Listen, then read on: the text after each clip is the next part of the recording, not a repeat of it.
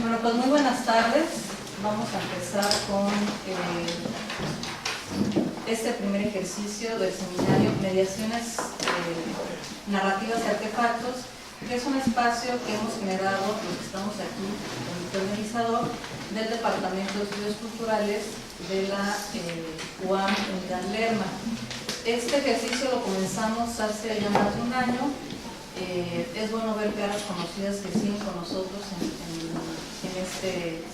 en esta dinámica y quisimos en aquel entonces y en este momento tener un espacio de discusión, de análisis, de reflexión sobre los temas y las líneas de investigación que trabajamos en el Departamento de Estudios Culturales, referentes sobre todo al uso, apropiación de las nuevas tecnologías. El año pasado fue sobre educación intercultural y nuevas tecnologías, y en este año hemos decidido que la temática sea relacionada con la educación, la comunicación y también las tecnologías digitales, y para ello hemos invitado a diversos ponentes que vienen de diferentes instituciones educativas de México, tanto del Distrito Federal como de otras instituciones, y también, digamos, del interior de la República, pero también vamos a invitar a un ponente extranjero que vendrá en una de las sesiones finales. Entonces, bueno, queremos que este se convierta en un espacio, como lo fue el año pasado, pues rico, a gusto, de platicar, de discutir, de que nos quedamos incluso el año pasado, aunque ya acababa la sesión a las 6, nos quedamos hasta las 7 incluso platicando, reflexionando en aquella ocasión con las lecturas que teníamos planteadas, analizar y tal. Y entonces queremos que este año también sea pues tan satisfactorio como lo fue el año pasado. Y más aún porque en este año vamos a contar, a diferencia del año pasado, con ponentes que van a venir a enriquecer este espacio.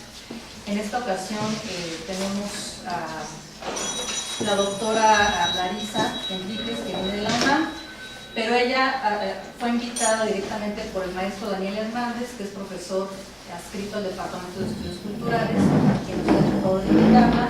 Y también el comité organizador que está aquí presente, que está el doctor Osiel Nájera de la Ibero, Carla Romero, que también es del departamento, y Oscar Hernández, que somos de los que empezamos a generar este espacio el año pasado, y nos acompaña en esta sesión inaugural el director de la División de Ciencias Sociales y Humanidades de la UAM Lerma, el doctor Carlos Castro, que está aquí también con nosotros. Entonces, bueno, sin hablar más, hablaremos ya más de lo que nos interesa ahorita que platique la ponente. Le doy la palabra a Daniel Hernández para que nos presente al invitado. Gracias. Muchas gracias. Muchas gracias y bienvenidos. Gracias por la asistencia. Gracias por atender esta convocatoria, que seguramente será enriquecedor en distintos niveles, ya que además de que es un tema que particularmente nos interesa en el departamento y que hemos estado desarrollando, investigando, creo que es un tema que perfectamente se adapta a una realidad que vivimos todos. En el área que nos desempeñemos, creo que las nuevas tecnologías y su impacto en la educación, creo que es vital volver a ver qué líneas de investigación se están siguiendo, cuáles son los hallazgos, cuál es la perspectiva que debemos de tomar. Y en ese sentido, creo que este espacio se abre con la posibilidad de interaccionar, de tener un diálogo tanto entre los asistentes como junto con los ponentes invitados. En esta ocasión tenemos a la ponente magistral Larisa Enríquez. Yo la conozco a ella por su trabajo que ha hecho en la COAED y sobre todo por el esfuerzo que han hecho en la UNAM por estos cursos masivos, los llamados MOOCs, y donde ella ha estado participando activamente. Voy a leer brevemente su síntesis curricular. Larisa Enríquez es maestra en Ciencias por la UNAM y con estudios en Educación a Distancia por la Universidad de Athabasca y la Universidad de Monterrey. Es investigadora asociada C de tiempo completo en el área de tecnologías para la educación y educación a distancia de la COAED, Coordinación de Universidad Abierta y Educación a Distancia de la UNAM.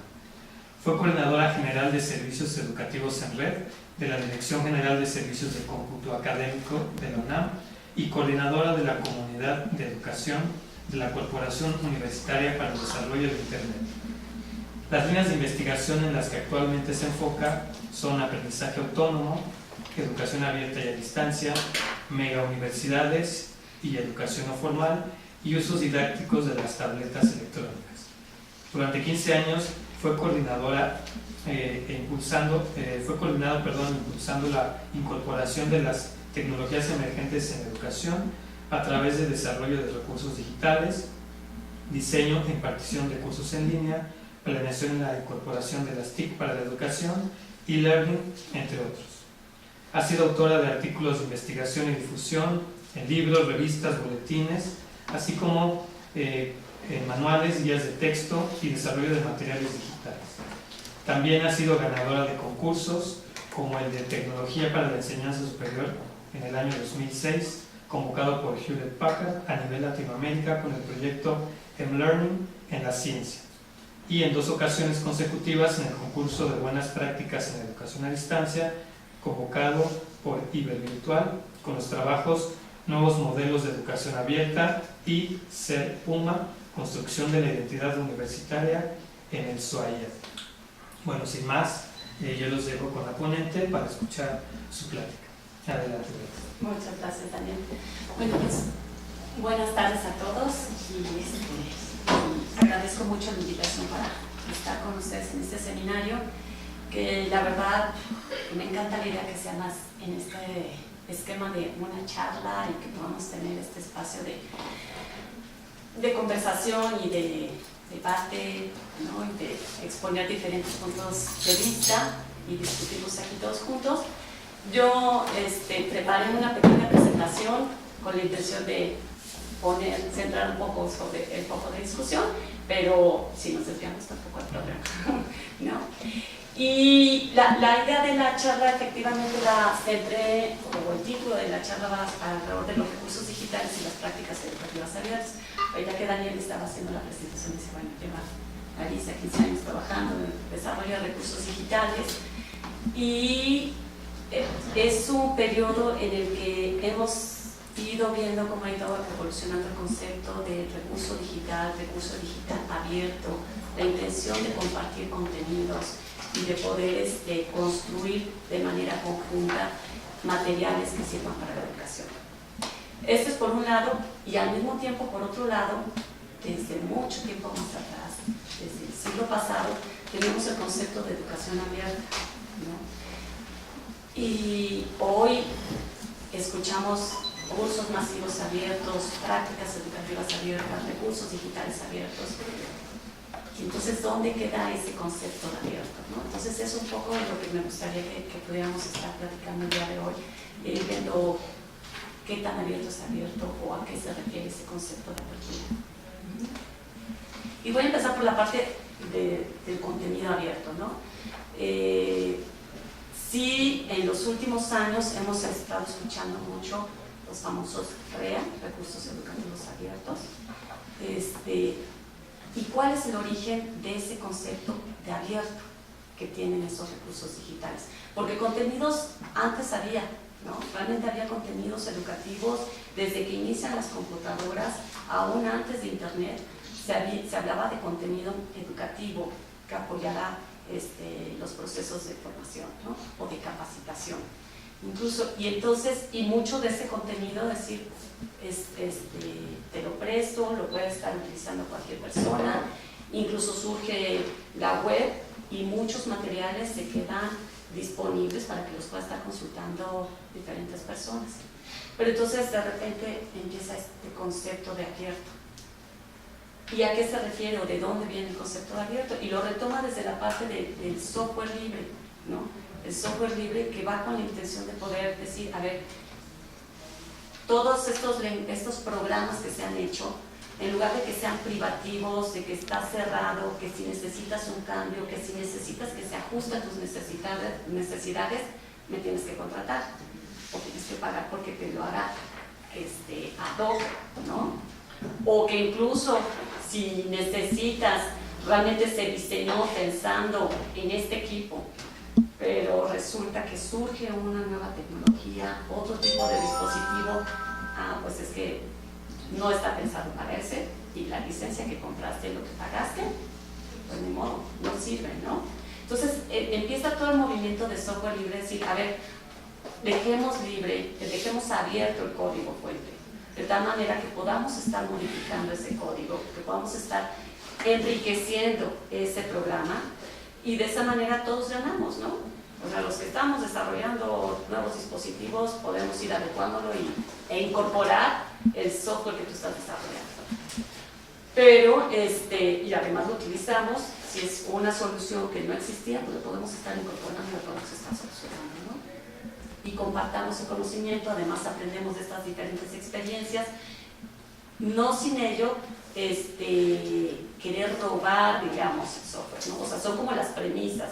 Entonces aquí yo ponía este mapa conceptual con respecto al software libre, donde efectivamente dice, bueno, los valores sí está fundamental, o sea, sí está sustentado esta parte del software libre en colaborar, en compartir, en enriquecer, pero todo bajo un esquema ético, ¿no? Siempre cediendo los derechos de autor, siempre reconociendo el trabajo que haya hecho o todas las personas que han participado en ese desarrollo, pero sí con la finalidad de hacer mejoras en ese propio software, ¿no? Y todo bajo un uso también de libertad, es decir, bueno, dejan usarlo libremente, ¿no?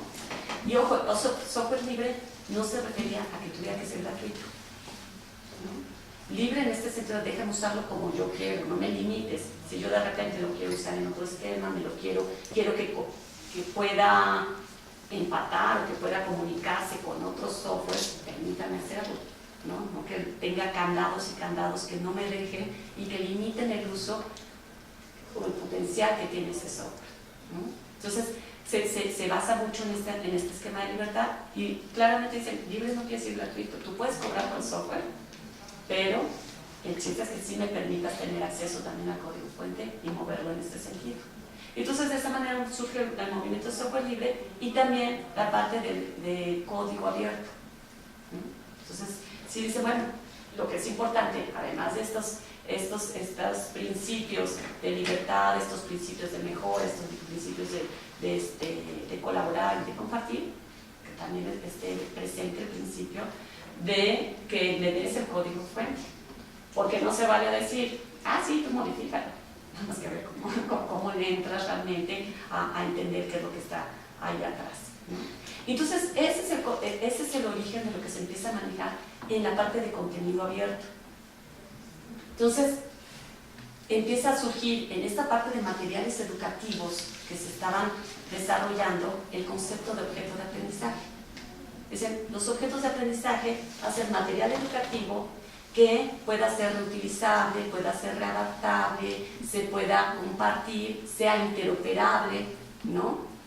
Y que esté basado en estándares para que efectivamente garantice esa interoperabilidad, que si yo tengo un curso en línea y yo trabajo normalmente con Blackboard, pero de repente otro profesor utiliza Moodle, que se ejecute, ¿no? Que ese curso realmente pueda operar en las diferentes plataformas.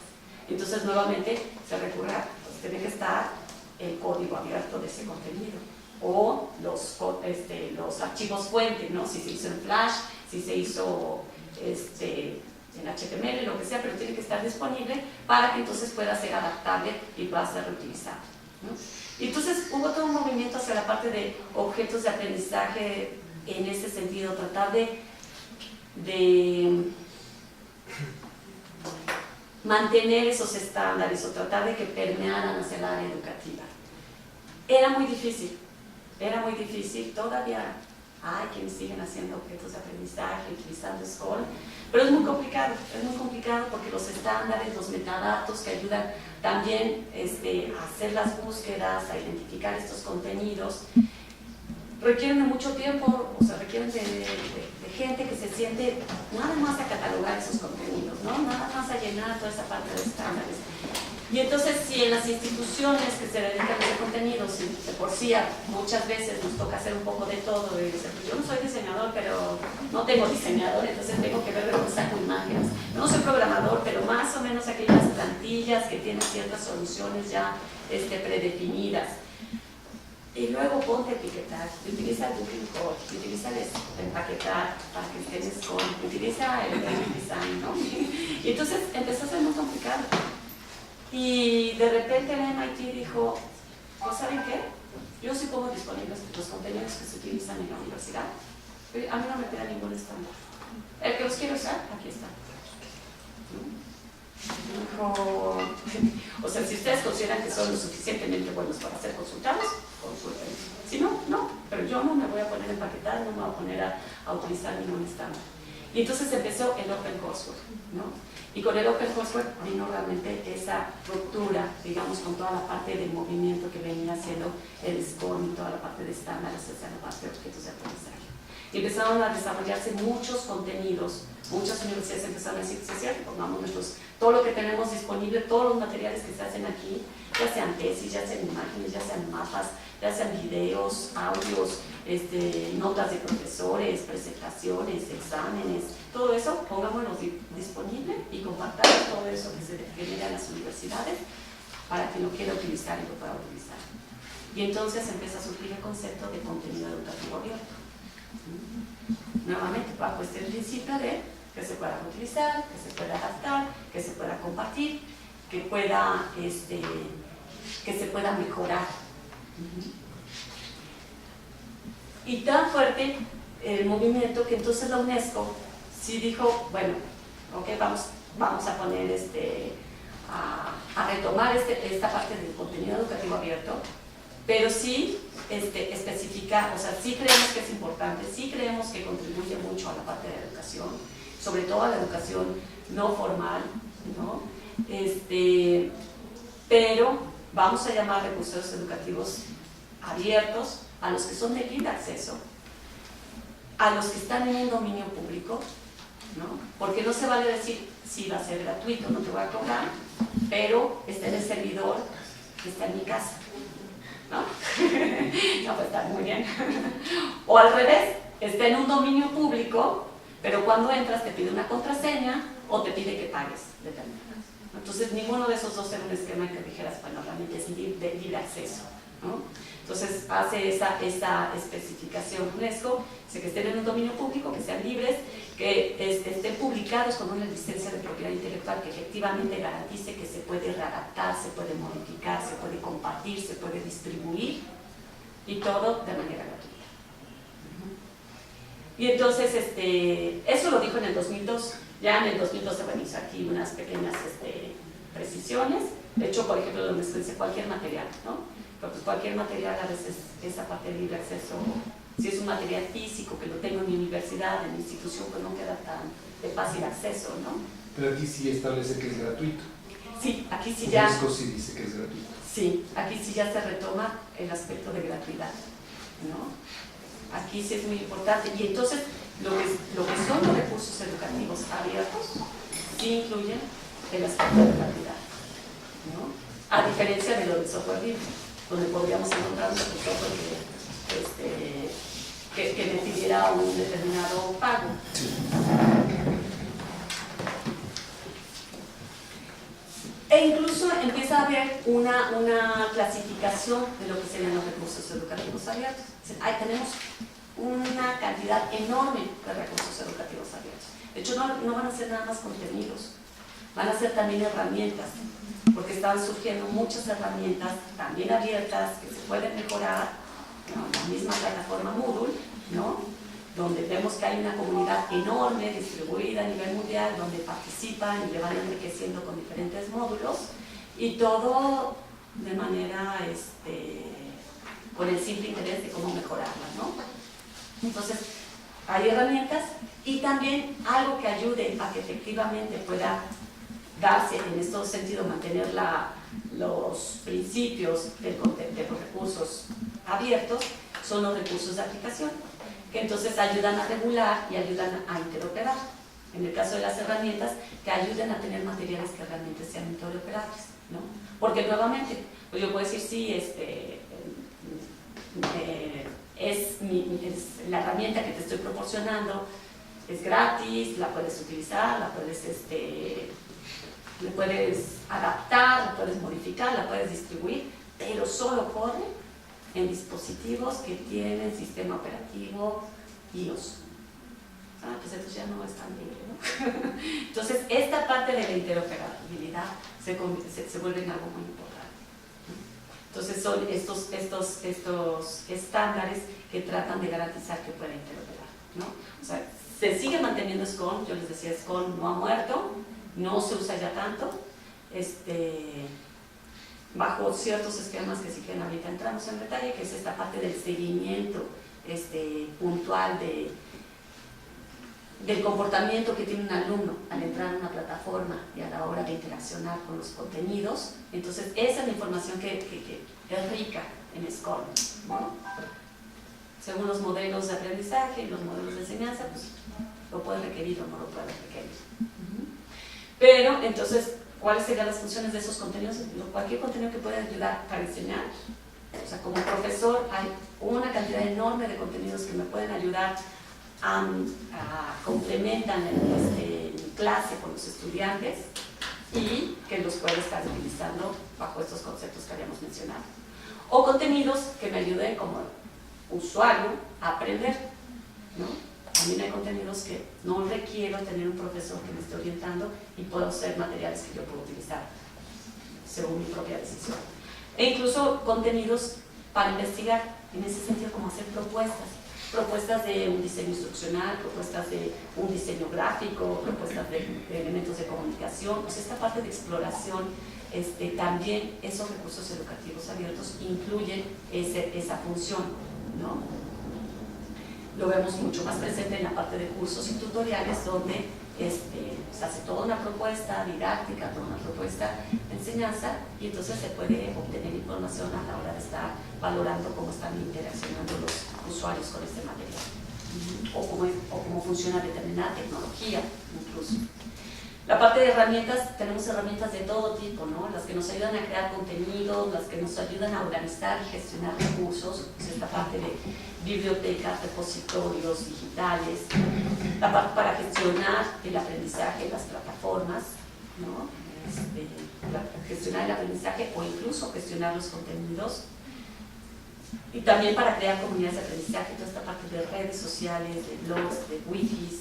Entonces, o sea, hay herramientas de todo en su esquema también abierto prácticamente, ¿no? A lo mejor identificamos, sí, el procesador de palabras, bueno, está Word. A lo mejor no es, no podemos decir que es un recurso educativo abierto, pero OpenOffice sí.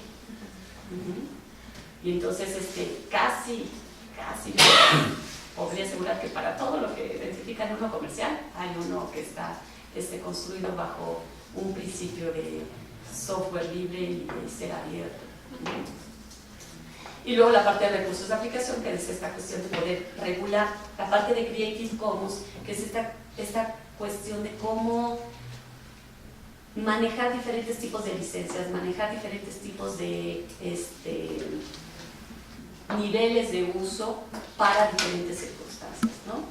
Entonces, a lo mejor Creative Commons es muy amplio y entonces para algunos casos, en algunos contenidos, yo quiero dar la libertad de distribución, más no la libertad de adaptación del contenido, ¿no? En otros quiero dar la libertad siempre y cuando sea sin fines total, para adaptar, para distribuir, para modificar, siempre y cuando no lucre con eso. Y si voy a lucrar con ello, pues entonces sí, le tengo que pagar al autor original, ¿no? Entonces, puedo jugar con todos esos niveles de licenciamiento. Y esa es una parte innovadora que se generó con Creative Commons, cuando anteriormente el copyright pues, era como muy, va todo el paquete, ¿no? Entonces, ha predominado mucho la parte de Creative Commons, y obviamente bajo esta parte de recursos educativos abiertos, pues entonces, pues ya sabemos hacia dónde tendría que ir toda esa licencia en cuestión de distribución, en cuestión de modificación, de adaptación, de reconocimiento autor. Es importante. Creative Commons sí considera, por supuesto, el reconocimiento a los autores, ¿no? No quedan, la idea no es diluir ni que pierda ese reconocimiento al autor. Entonces, esta parte de contenidos educativos abiertos dio un boom enorme, un crecimiento muy fuerte en todo lo que fueron acervos, repositorios y redes de repositorios, ¿no? Aquí la precisión entre acervos y repositorios, los acervos digitales son esas bibliotecas que conformamos con todos los materiales que tengamos, ¿no? Algunos que ha ido adquiriendo la institución, algunos que se han desarrollado en la propia institución. Y los repositorios son acervos construidos únicamente con contenidos desarrollados por la institución, ¿no? O sea, son propios, ¿no? Entonces, esa sería la diferencia entre las bibliotecas, digamos, de contenidos, bibliotecas de fotografías, de mapas, de textos, y los repositorios. Pero entonces, así como el MIT dijo, bueno, vamos a empezar con el OpenCourseware, muchas instituciones empezaron a hacer sus repositorios y empezar a hacer estos acervos digitales. Y luego, bajo la misma filosofía de compartir, de colaborar, de cómo unimos fortalezas, a lo mejor si el fuerte de la UAM, que ahorita está escuchando, por ejemplo, la parte de antropología, ¿no? Entonces, si hay una fortaleza en antropología, dicen, a lo mejor yo no soy tan fuerte en la parte antropológica, vamos a hacer una red de repositorios donde mis estudiantes tengan acceso a todos los contenidos que tú tienes, haciendo una búsqueda fácilmente, ¿no? Primero hace la búsqueda quizás en el repositorio local, en el de casa. Oye, aquí no lo encontré, pues búscalo en la de la UAM, ¿no? Y entonces ahí están conectados, y nuevamente para estar conectados y para establecer esta comunicación, los estándares son importantes, ¿no? Los estándares que permitan que esos repositorios se estén comunicando y estén intercambiando información. Entonces, yo aquí ponía 3 ejemplos. Uno es Merlot, es un acervo, digamos, porque en realidad se convoca a todo aquel profesor que quiera depositar contenidos educativos en ese acervo digital, ¿no? Y lo mismo encontramos desde un video hasta todo un curso completo en inglés, en español, y de diferentes asignaturas y para diferentes niveles educativos. Reside en Estados Unidos, Merlot. Luego está, por ejemplo, en la UNAM, en la CUAED, está un espacio se llama, no tiene un nombre propio, pero ahí en la página de la CUAED hay un espacio donde dice recursos abiertos, ¿no? Y entonces estos diferentes iconos que se ven son diferentes materiales que se han hecho en distintas facultades alrededor de distintos temas, en algunos de matemáticas, algunos para enseñanza de psicología, algunos son audios, van enfocados más en un formato de audio, otros van enfocados más en un formato multimedia, ¿no? Entonces hay una cantidad, pero todos estos, o sea, sí reúnen. La UNAM, al ser tan grande, también es un poco desordenada, ¿no? Y de hecho, si nosotros entramos a una facultad, seguramente tiene su propio repositorio, su propia biblioteca. Aquí se reúnen materiales hechos en casa, o sea, son todos generados en UNAM. Luego, en el lado derecho, son otras bibliotecas a las que se tiene acceso y con las que puede existir comunicación y que no necesariamente fueron materiales desarrollados en la universidad, ¿no? El tercer ejemplo es una iniciativa del Ministerio de Educación en Colombia para generar los lineamientos hacia la conformación de una red nacional de recursos educativos digitales abiertos, ¿no? Entonces, decir, a ver, yo sé que la Universidad de Sabana tiene su repositorio de objetos, yo sé que la Universidad Javeriana tiene la suya, yo sé que la de Rosario tiene la suya. ¿Cómo hacemos que se comuniquen todos estos, ¿no? Y tratando de poner una serie de lineamientos que no se contrapongan con los criterios propios que tiene cada una institución en la creación de contenidos.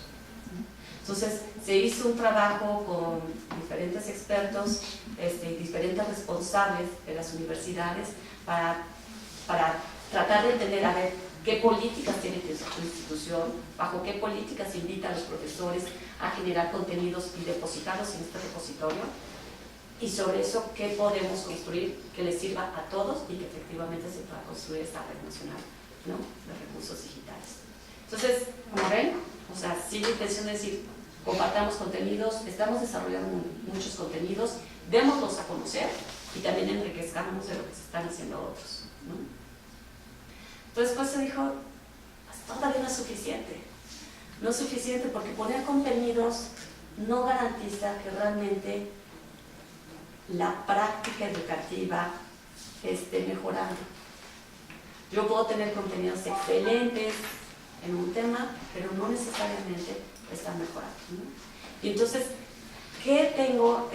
¿Cómo podemos hacer esta combinación en la que se establecen estas arquitecturas, estas plataformas o estos entornos de aprendizaje, que no es nada más el contenido, no es nada más la plataforma, y que realmente conlleven a una filosofía de utilizar los recursos abiertos, de compartir los recursos abiertos, ¿no?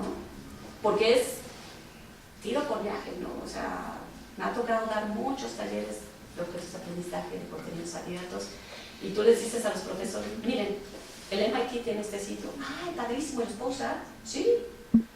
Y no importa si yo se los doy en mis compañeros, no. ¿Y lo puedo modificar? Sí. A ver, entonces vamos a hacer un ejercicio, agarren un contenido que mejor les parezca, modifíquenlo de acuerdo a su institución, a su problemática, a su contexto, y vamos a subirlo de regreso. ¿Yo voy a compartir lo mío? No. No. Entonces, ¿dónde están nuestras prácticas educativas abiertas?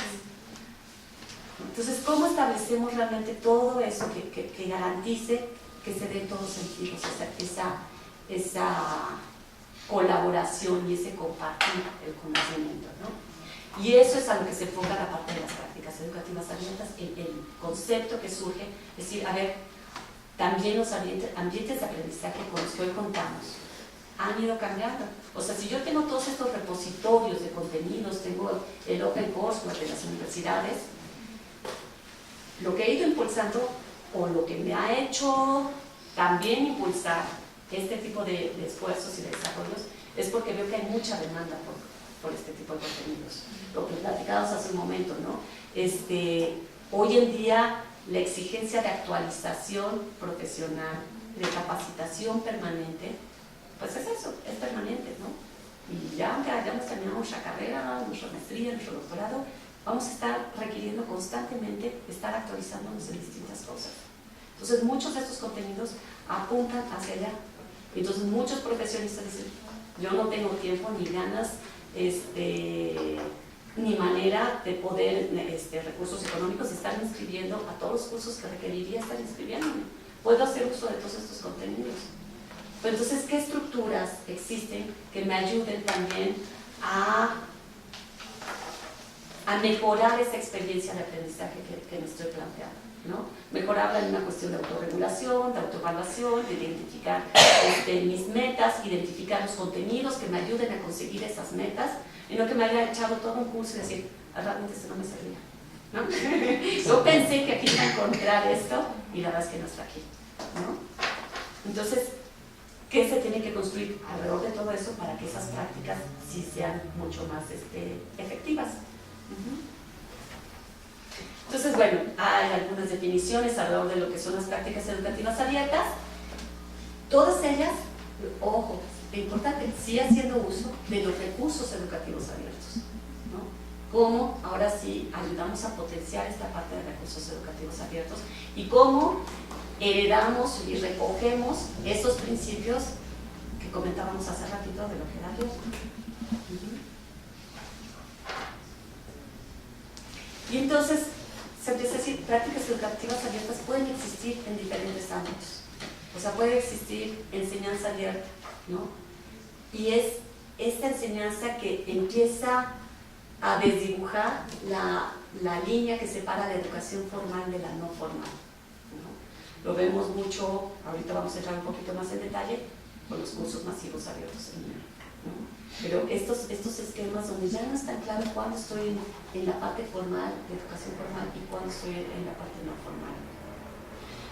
La parte de producción de contenidos, cómo puedo hacer este proceso de distribución y desarrollo de contenidos educativos abiertos, donde realmente a la hora de estar diciendo vamos a construir una red de repositorios de contenidos educativos, estoy también dándole espacio y propiciando las prácticas de los profesores que desarrollan contenidos o de los diseñadores gráficos que intervienen para que produzcan de manera colaborativa y bajo esos principios de compartir y de modificar y dejar que tu contenido también sea modificado y sea enriquecido por otras personas. Prácticas educativas alrededor del diseño curricular, o sea, esta parte de esta flexibilidad donde a la hora de tener tantos contenidos puedo crear mis propias rutas de aprendizaje y que no necesariamente van a ser las mismas de mi compañero de al lado, aunque estemos en la misma carrera, ¿no? Porque empieza a haber una serie de intereses ya muy específicos que nos distinguen, ¿no? O sea, a lo mejor estamos en comunicación los dos, pero uno quiere irse a la parte de video y otro quiere especializarse en audio. Entonces, ya nuestros intereses van a ser mucho más diferentes y nos invitan o nos obligan o nos sugieren que nos metamos a investigar otro tipo de cosas, ¿no? Entonces, este diseño curricular que puedes estar atendiendo a esas individualidades y, por supuesto, apoyado por docentes y por expertos. Una planeación didáctica que también sea mucho más abierta en el sentido de definamos juntos, a ver, este curso o este seminario en particular, por ejemplo, el seminario, se me fue la primera mente, pero la primera, mediaciones narrativas y artefactos, ¿no? Y que de repente digamos, bueno, esta fue la sesión inicial, pero ¿qué queremos ver para la siguiente? Vamos a ti, ¿qué te interesaría? En ese sentido, esa planeación didáctica desde un curso o un seminario y donde entonces se parte de un principio también de estructuras mucho más horizontales. Y eso lo estamos viendo en muchos ejemplos de cursos que están ocurriendo, ¿no? Alrededor del mundo. Esta parte de mediar y de poder cambiar o modificar los objetivos y no decir, no, tiene que ser forzosamente de esta manera, ¿no?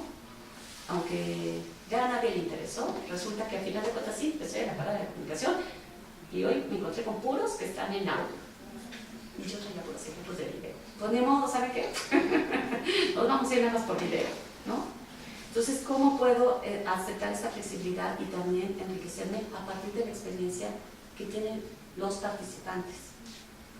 La evaluación abierta, donde también es esta valoración de los propios compañeros, de las experiencias, y entonces eso lo vemos mucho en las prácticas de coevaluación, evaluación por pares, ¿no? Donde está nuevamente esta estructura mucho más horizontal, donde todas las voces también tienen un peso importante para comentar sobre un producto, sobre un examen, sobre una experiencia, etc. E investigación formativa. Esto mismo que estábamos comentando, por ejemplo, del caso del Ministerio de Educación de Colombia, o sea, cómo generamos estas redes donde realmente estamos abriéndonos. Muchas veces como instituciones somos muy celosas, ¿no? Decimos, no, bueno, la UNAM, ¿quién me va a venir a enseñar a mí? ¿No? Si soy la universidad del top rank, ¿no? No es cierto, ¿no? O sea, nuevamente hay ciertas fortalezas en otras instituciones, hay otras experiencias que además el contexto específico de otras instituciones le dan un valor que a lo mejor nosotros no lo hemos identificado porque parece muy lejano, ¿no? Y entonces, ¿cómo nos enriquecemos de esas experiencias? Y ese fortalecimiento de construir en red, de hacer cada vez estos trabajos, no nada más interdisciplinarios, sino también más interinstitucionales. Es dar valor a ese tipo de experiencias y de aprendizajes y de conocimientos que se tienen en las diferentes instituciones, ¿no? Ahora en la UNAM van a abrir un instituto que se llama Instituto de la Complejidad, ¿no? Y es a lo que apunta, a tener estos proyectos con una visión interdisciplinaria. Es decir, no es cierto que un proyecto de investigación de biología sea meramente o puramente de biología, ¿no? En el momento en que yo empiezo a ver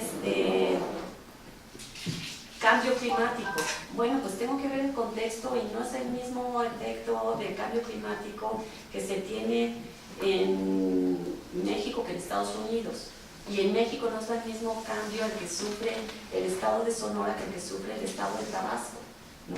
¿Cuáles son esos factores que también están interviniendo y cómo la gente, y cómo la cultura, cómo la economía del lugar influye para que se den ciertos hábitos y ciertas prácticas que deterioran o que benefician el medio ambiente, ¿no? Por poner un ejemplo. Entonces, esta visión de ser esta investigación mucho más abierta, mucho más, decía, no nada más interdisciplinaria, sino también interinstitucional. Entonces, ejemplos, por ejemplo, tenemos los cursos masivos abiertos en línea, ¿no? No sé si todos están familiarizados con el concepto de curso masivo en línea, ¿no? Pues son estos cursos que distintos organismos o empresas, en determinado caso, han estado fomentando y propiciando a través de invitar a que se reúnan, en algunos casos, meramente instituciones, como el caso de Coursera. Coursera dice, no, aquí no puede haber participación a título personal. Aquí tiene que ser una participación institucional. Y sí invito y sí convoco a que vengan instituciones, centros de investigación, museos, o sea, no nada más universidades, pero sí tiene que ser como un organismo el que está participando a título de las personas específicas que están ahí, ofreciendo cursos de manera abierta, de manera gratuita, y aquí es donde empezamos a tener ese concepto abierto y gratuito. Abierta, gratuita, en línea, y donde se puede inscribir quien quiera. Y quien quiera es quien quiera. Una persona de China, que una persona de Japón, que una persona de Brasil, de donde queramos, ¿no? Otras iniciativas como Canvas dicen, no, aquí lo mismo invitamos a una institución a participar que a la persona que quiera dar un curso de lo que sabe y que quiere compartir ese conocimiento con los demás, ¿no? Entonces aquí está la plataforma, tú puedes subir tu curso, te podemos apoyar para que lo hagas de una manera, pensando en la masividad a la que vas a estar atendiendo, pero aquí está, ¿no? Ese espacio es tuyo, utilízalo como quieras. Y entonces los MOOCs son un buen ejemplo de una práctica abierta porque parte de un principio de enseñanza abierta, ¿no? Estas prácticas en donde, a pesar, incluso en el caso de Coursera, donde está cobijado por instituciones educativas, y yo no diría la parte formal, pues de todas formas es lo no formal, ¿no? Porque el certificado que se emite, si es que te interesa obtener el certificado, porque también tiene cabida la gente que quiere ver los contenidos, quiere participar, quiere desarrollar las actividades, a lo mejor las quiero desarrollar y no las quiero mandar. No quiero que nadie me las evalúe, es para mí, es para autoevaluarme yo, no me interesa ningún certificado. Y aún al que le interesa el certificado no está emitido por la institución, está emitido por Coursera. Entonces, en ese sentido, bueno, ahorita ya ha ido ganando más peso, más reconocimiento a Coursera, pero pues uno puede decir, ¿y qué es Coursera, no? ¿No? Entonces, en determinados momentos esa parte entre lo formal y lo no formal. Pero esta producción abierta también, donde todos estos contenidos y están bajo esta filosofía también, por un lado, o de utilizar contenidos abiertos, o que lo mismo que se está produciendo ahí pueda ser abierto, y entonces pueda ser utilizado en otros casos, por otros profesores. La evaluación abierta se apoya mucho en estas prácticas de la evaluación, de la coevaluación, la evaluación por pares. Es parte de esta idea de decir, realmente somos una comunidad de aprendizaje, entonces, y somos una estructura mucho más horizontal en ese sentido, ¿no? Por lo menos esos orígenes. Y luego esta parte de investigación abierta, porque además está el fenómeno de los MEC, que todos estamos ahí investigando, ver qué es lo que pasa, qué es lo que no funciona, qué es lo que no funciona, cómo se generan comunidades de aprendizaje, cómo se generan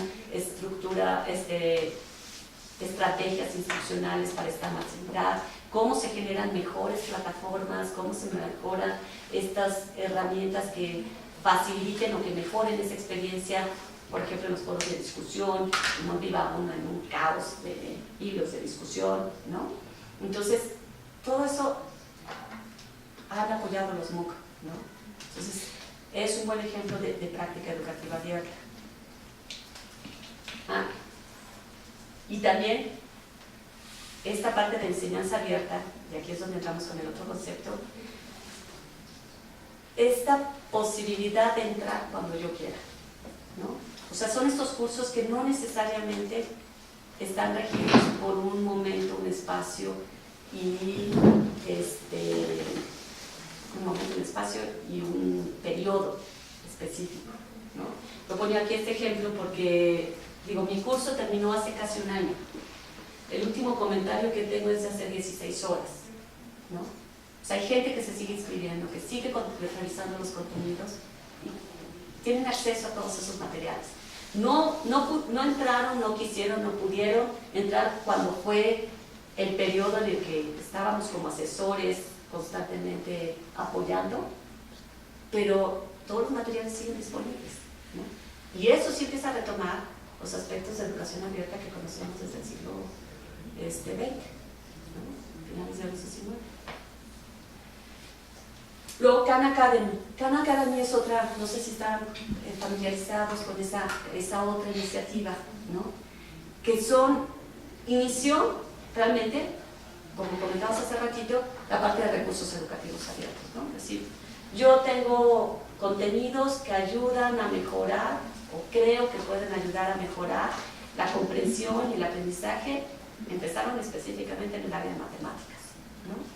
Y empezó a ser tan exitoso el modelo que se utilizó en Khan Academy que se empezó a extender a otras áreas, y entonces empezó a participar gente de biología, de química, de física, y se empezaron a reunir toda esta serie de contenidos en este espacio para compartirlos, ¿no? Dijeron, no, hay que ir más allá, ¿no? Hay que efectivamente, como en este mismo repositorio, en este mismo acervo donde hay tantos contenidos, ¿cómo puedo mejorar la experiencia de aprendizaje de una persona?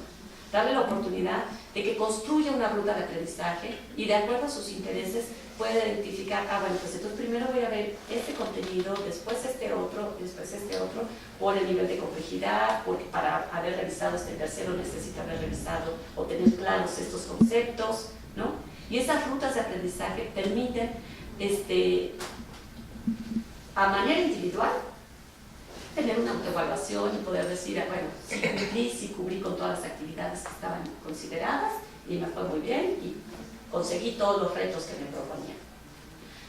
Pero si me lo llevo a un esquema de educación formal, están las experiencias de profesores que entonces dicen, a ver, clase de matemáticas, ¿no? A ti te veo que te falta la parte de fracciones, entonces primero tú deberías de fortalecer ese concepto de fracciones y entonces vamos a construir tu ruta de aprendizaje de tal manera. A ti veo que vas mucho más adelantado, entonces lo que estamos viendo te va a quedar un poquito corto. Vamos a empezar a darte otro tipo de materiales para que no vengas a aburrirte aquí a clase, ¿no? Y entonces te vamos a dar otra ruta de aprendizaje.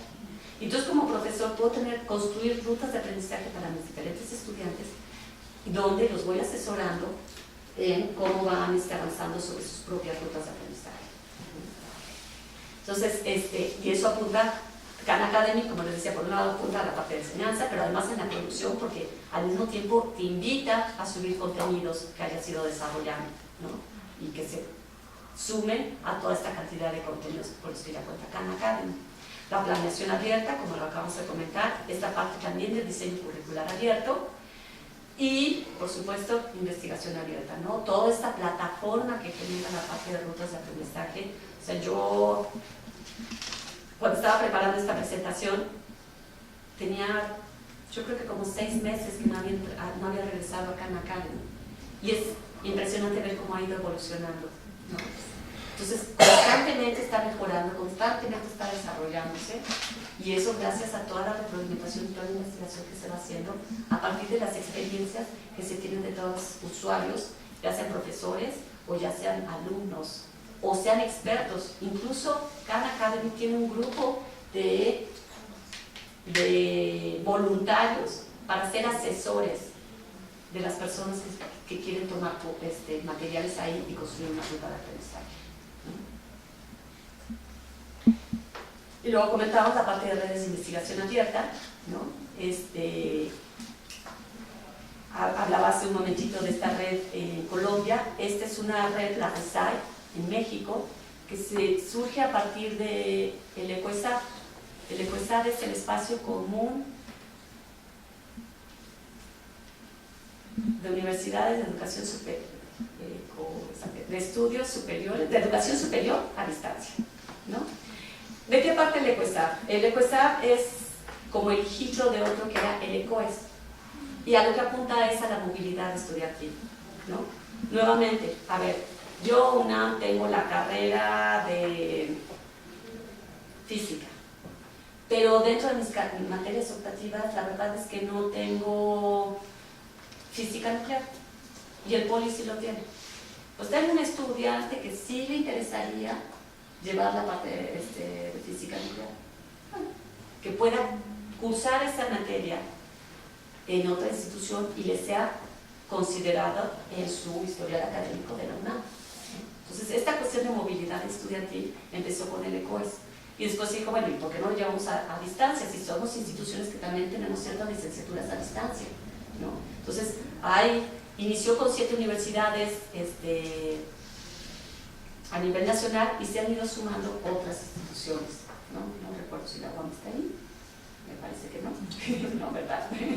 Entonces, está ahí el ECOESAD, y a partir de este trabajo que se ha ido dando, sobre todo en la parte de la modalidad a distancia, surge la RESAC, que es esta red de investigación en innovación en sistemas y ambientes educativos. Y entonces, nuevamente, estas instituciones que conforman ECOESAD empiezan a marcar líneas de investigación. ¿Por qué? Porque a lo mejor a la UDG su tema fuerte en la parte de educación a distancia es la parte de didáctica, y la parte de la UNAM es la parte de plataformas, y la parte de la veracruzana va más enfocada en la gestión, ¿no? Entonces, ¿cómo reunimos esas fortalezas y generamos líneas de investigación también de manera conjunta, colaborativa, y nos apoyamos y se hace, incluso se conforma el doctorado, ¿no? Entonces, esos son ejemplos de prácticas educativas abiertas. Y aquí sí quiero retomar entonces lo que es el concepto de educación abierta, porque cuando hablamos de educación abierta, hasta antes de que surgieran los contenidos educativos abiertos, salud, se hablaba de esta educación, principalmente un modelo de educación flexible, ¿no? Flexible en tiempo, en espacio, incluso a veces ciertas instituciones esta flexibilidad de ingreso o de egreso, ¿no? La UNAM en 1972 inicia con su sistema de universidad abierta, y entonces decía, a ver, tú como estudiante ingresas, no tienes que venir a clases, se te sugiere que vengas un día a la semana a las asesorías, pero aquí están tus guías de estudio, tú sabes si estudias, cuánto tiempo le dedicas, y si vienes a la asesoría, a resolver dudas. Todo es tu decisión, ¿no? Esa flexibilidad es en la que estaba sustentada la educación abierta. Y entonces predomina el autoaprendizaje y la autorregulación, incluso esta parte de un pensamiento crítico para que, y reflexivo, que puedas decir, la verdad es que sí debería ir a la asesoría, ¿no? aunque pude llenar quizás la guía, la verdad es que no me queda claro, por cierto, lo hice un poquito adivinándole, ¿no? Entonces, ese tipo de flexibilidad es hacia la facultad de educación abierta. Había ciertas instituciones que incluso decían, o la misma UNAM, es saber, si un estudiante del sistema escolarizado tiene para egresar como alumno regular el tiempo que dura la carrera, más la mitad. Entonces, mi carrera dura 4 años, tengo 6 años para seguir considerando un alumno regular. Bueno, en la educación abierta se extiende un poco ese tiempo, es el doble de tiempo, ¿no? Entonces se flexibiliza también esa parte del egreso. Hay otras instituciones donde incluso lo hacen todavía más flexible, ¿no? Entonces hay flexibilidad en los requisitos de ingreso, o hay quienes ponen flexibilidad en la parte de curricular, que yo quiero hacer también mi ruta de aprendizaje de acuerdo a mis intereses particulares. Y eso, si se fijan, eso sí lo retomo en los MOOC. En un MOOC yo me inscribo y no me preguntan si tengo el bachillerato, si tengo la licenciatura.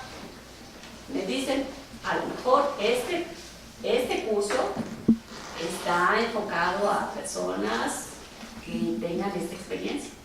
Pero si yo digo, pues a lo mejor no tengo, pero yo creo que sí puedo, me puedo inscribir y nadie me va a detener para inscribir. Ni tengo que presentar un documento para tomar este curso, ¿no? ¿Lo quiero terminar? Puedo terminarlo, puedo no terminarlo. Nadie me va a regañar si no lo termino. No voy a recibir una carta, oye, no te hemos visto que hayas entrado a la plataforma, ¿por qué? No, ¿qué está pasando? O quiero tardarme el doble de tiempo, lo puedo hacer, ¿no? Entonces, esa cuestión de flexibilidad, ese concepto de abierto, si lo empieza a retomar, es las prácticas educativas abiertas, y ya no es necesariamente el concepto de abierto del contenido educativo abierto del que estábamos hablando. Esta parte de superar ese conjunto de trabas burocráticas y estructurales, considerar la diversidad de opciones educativas, se sustenta mucho más en la parte de medios masivos de comunicación, porque muchos de los cursos de las universidades que iniciaron con toda la parte de oferta abierta, pues apoyaban en televisión, en radio, en distribuir CDs, cassettes, ¿no? libros y guías, o sea, todos estos medios masivos para poder distribuir todos esos contenidos de los cursos. Y luego la parte de asesorías, en el caso de la UNAM específicamente, pues sí ir a las asesorías. Hoy en día ya se apoya con las plataformas, pero anteriormente en muchas instituciones pues era vía telefónica o vía correo, ¿no? Entonces esa interacción, esa alimentación se daba por esos medios masivos. Y entonces el gran cambio que tenemos en esta parte de concepto de abierto, de lo que era la educación abierta, vinculado también con este contenido abierto y lo que heredamos del concepto del software libre, pues nos apunta por un lado hacia esta parte de redes de aprendizaje. En los sistemas de educación abierta a distancia, la gran queja, la gran problemática que se lee en todos los estudios es este sentido de soledad, ¿no? No sentir que no perteneces a un grupo, no sé ni quién es mi generación, soy el único que se inscribió a esta carrera o no, hay más personas o no hay más personas. Y hoy en día eso sí se ha ido eliminando. Yo sí puedo, a través de las plataformas, identificarme que pertenezco a un grupo, ¿no? Y poder identificar a mis compañeros y si en determinado momento incluso los quiero contactar, los puedo contactar a mis compañeros de grupo.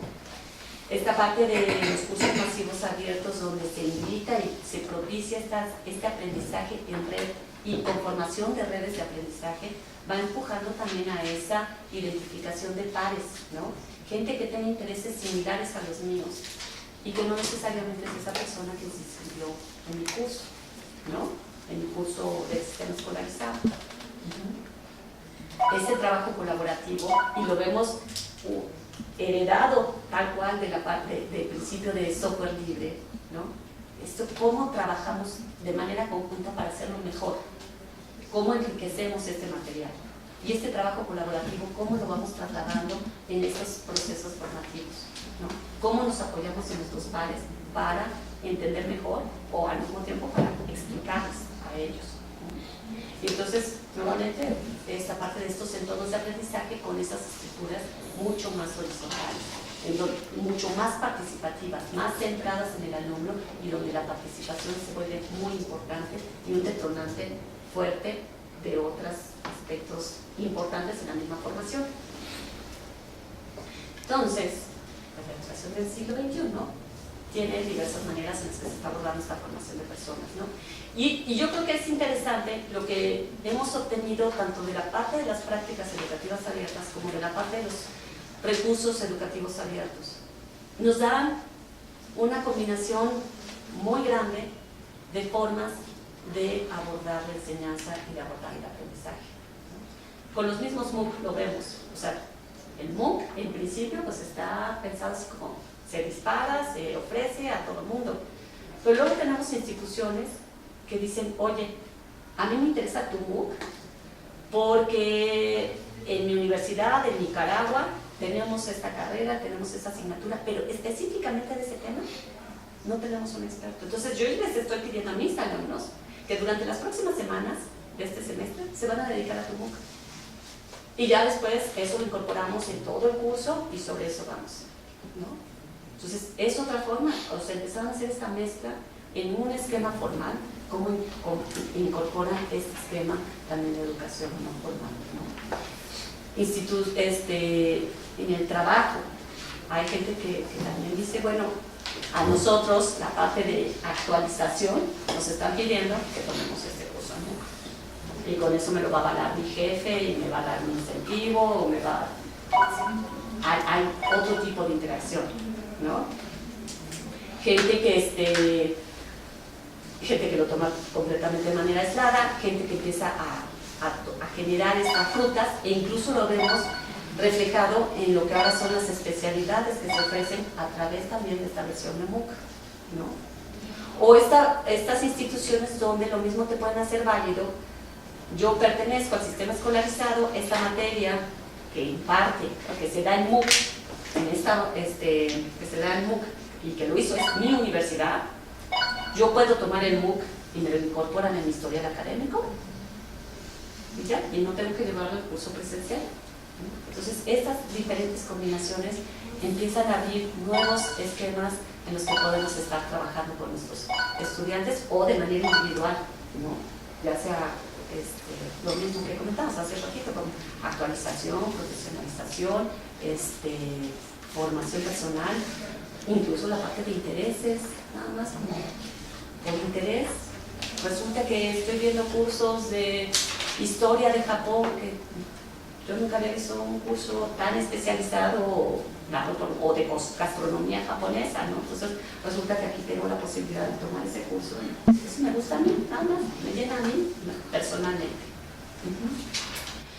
Entonces, pues sí, eso nos obliga a reflexionar sobre los modelos originales que teníamos de educación abierta y cómo esta educación abierta empieza a impactar en nuestros modelos escolarizados, en nuestros modelos formales que tenemos, ¿no? Ya desde el 2001, el doctor González Casanova decía, los sistemas de universidad abierta, presencial y a distancia, deberían tender a articularse cada vez más con la universidad tradicional, la cual estaba muy enclaustrada, y entonces sí conformar lo que debe ser la universidad del siglo XXI, porque no podemos seguir teniendo una universidad como la que teníamos anteriormente, cuando están ocurriendo todas estas cosas alrededor. ¿Cómo incorporamos o cómo acreditamos lo que está ocurriendo? Porque es un hecho que está ocurriendo. Y cómo le damos valor a eso que está ocurriendo afuera de la universidad y lo traemos de regreso hacia la universidad y enriquecemos entonces esa experiencia de nuestros estudiantes, ¿no? Y ya. Bueno, restaría, le pediría a la maestra Larisa una última reflexión, una conclusión a partir de lo que hemos hablado para cerrar la sesión de hoy. La verdad es que hemos hablado de presentación el tema, sí, creo que hay un gran interés, a lo mejor con sus reservas o no, particularmente sobre los MOOC, pero yo creo que los MOOC sí son un reflejo de lo que está ocurriendo actualmente en la educación y a partir de todo lo que de todos los recursos abiertos y en algunos casos no abiertos que encontramos en internet, ¿no? O sea, los MOOC son respuesta también a otro tipo de actividades, de actitudes, de formas de relacionarnos, de comunicarnos, que estamos encontrando y que cada día van creciendo más y que han dado pautando también lo de los MOOC. Y entonces por eso creo que sí tenemos que ser muy sensibles a los MOOC. No necesariamente desarrollar un MOOC, ¿no? pero darles ese valor, porque, o ese, no sé, esa esa oportunidad de que exista. Me ha tocado en otros foros decir, no, es que los MOOC vienen a hacer van a acabar con la universidad, van a acabar con la educación, no sé, ¿no? No, veámoslo como una alternativa más que existe y una alternativa que da respuesta. Coursera tiene 7 millones de personas inscritas, ¿no? O sea, 10 millones de personas registradas, no me acuerdo cuál es la última cifra. Pues no, tiene 10 millones de personas registradas, ¿no? Y eso es nada más Coursera. Si nos ponemos a ver las otras plataformas, lo que está ocurriendo en la Unión Europea, lo que está ocurriendo en Asia, lo que está ocurriendo en Sudáfrica, alrededor del mundo, yo creo que nuevamente es una llamada de atención de qué estamos haciendo, cómo estamos siendo sensibles a lo que ocurre como sociedad a partir de la iniciación de nuestra comunidad.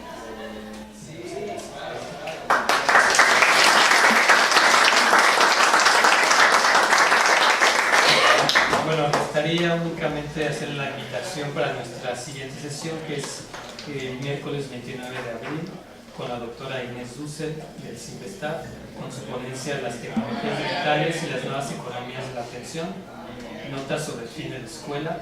Y bueno, a nombre de la UAM Lerma y del Departamento de Estudios Culturales, gracias por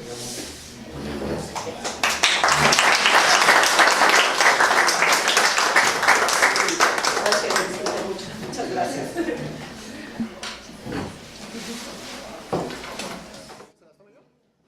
¿Ya aquí mejor?